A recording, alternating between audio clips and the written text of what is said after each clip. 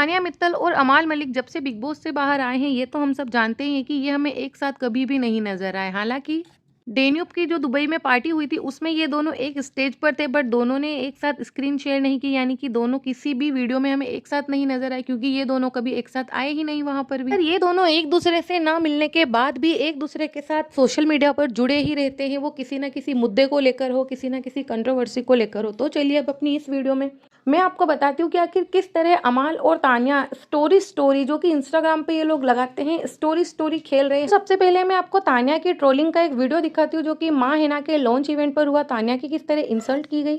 आप नहीं तानिया, और कुछ बताना चाहोगे आप शो के बारे में? कुछ तो बता ढंग से। अच्छा नहीं यार, कुछ लंबा बताना है, लंबी स्टेटमेंट है, 1 मिनट की रील चलेगी, मजा आएगा। और आपको पूरा कंटेंट मुझसे ही चाहिए। अरे मेरे को नहीं चाहिए तेरे से।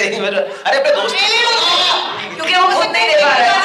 उनको बता दे एंगल यहाँ कैमरा नहीं है, वहाँ है।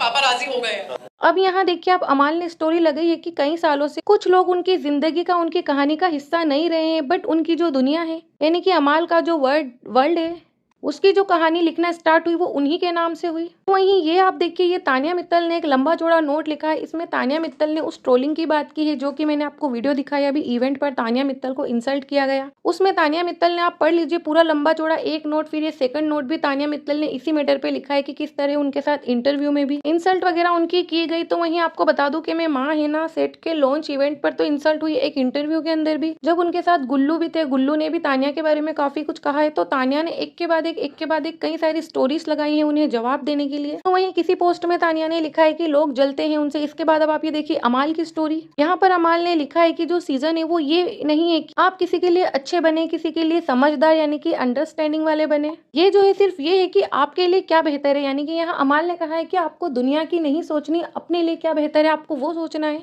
इसके बाद तानिया ने फिर अभी घंटे 2 घंटे पहले ही स्टोरीज लगाई हैं, जिसमें उन्होंने कहा है, पूरा लंबा चौड़ा लिखा है, 2 नोट लिखे हैं। एक में तानिया ने लिखा है कि अगर कोई लड़का सक्सेस हासिल करता है तो उसके नाम की जो है टीम्स बनती हैं, उसे लोग चेयरअप्स करते हैं, उसको सेलिब्रेट करते हैं, उसे कॉन्ग्रेचुलेट करते हैं, उसके नाम के फैन पेज बनते हैं। बट कोई भी ये नहीं पूछता कि आखिर वो लड़का एकदम सक्सेस कहाँ से हो गया, उसके पास ये गाड़ियां कहाँ से आ गई, उसके पास जो घर है वो कहाँ से आ गया, वो इतना पैसा कहाँ से लेकर आ गया। सिर्फ और सिर्फ उसको फॉलो करने लग जाते हैं लोग, उसकी सक्सेस के पार्ट बनने लग जाते हैं, उसके जो है टीम्स बनने लग जाती हैं। तो वहीं दूसरी स्टोरी में तानिया ने लिखा कि यही अगर कोई लड़की सक्सेस होती है तो उस पर सवाल उठाए जाते हैं कि इसके पास इतना पैसा कहाँ से आया, आखिर ये क्या करती है, ये दिखावा करती है, इसकी झूठी फैक्ट्रियां, यानी कि जो उन्होंने कहा, जो तानिया ने अपनी फैक्ट्रीज वगैरह दिखाई थी, आप जानते ही उन पर एलिगेशंस लगे थे कि सब झूठा दिखाया है। तो तानिया ने कहा कि अगर एक लड़की ये सब अर्न कर लेती है तो उस पर सवाल उठते हैं कि बॉयफ्रेंड कौन है, पापा सामने नहीं आ रहे।